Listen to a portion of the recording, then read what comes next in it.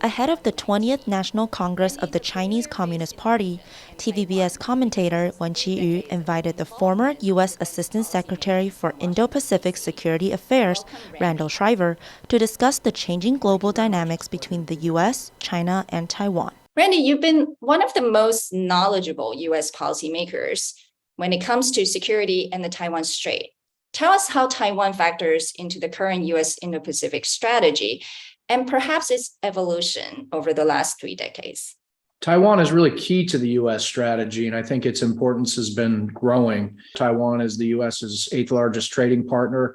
Of course, we all know in certain sectors, for example, semiconductors, how critical Taiwan is, but also as a like-minded regional and global citizen. There's also a growing debate in Taiwan whether Taiwan's security is truly a key national interest to the United States. First and foremost, Taiwan is responsible for its own defense, and I think Taiwan should take that obligation very seriously and all that entails, including making the appropriate investments in defense needs. But look, it's in our law that Taiwan's well-being is in our interest. I think the United States' interests, our law, our track record, increasing regional support, including friends like Japan. I think all of this weighs in the favor of the United States doing something to support Taiwan if it finds itself in that kind of position. And how would you say China's intention and ultimate goal regarding Taiwan has changed or not over the last few years? I do believe their hope is they can still win without fighting. Of course, the problem is their tactics to prevent quote unquote independence are coercive in nature, military tools and the like. So efforts to prevent independence that the CCP has felt are necessary are precisely the actions that are driving Taiwanese people to the idea of some kind of separateness over time. Do you think that China or Beijing still hopes a dialogue or some kind of talk would be possible with Taiwan?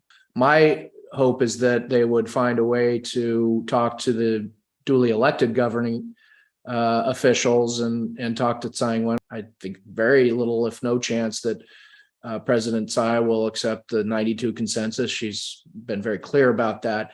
But yes, I think in some way the calculation is they'll find a way to get back to dialogue. And I hope that's the case, but I hope it's without preconditions as an equal party at the table. I'm of the view that anything short of an invasion doesn't work to achieve their political objectives. That's really a problem. That things short of an invasion probably don't reach their political goals. So that really puts a added element of risk into this whole thing.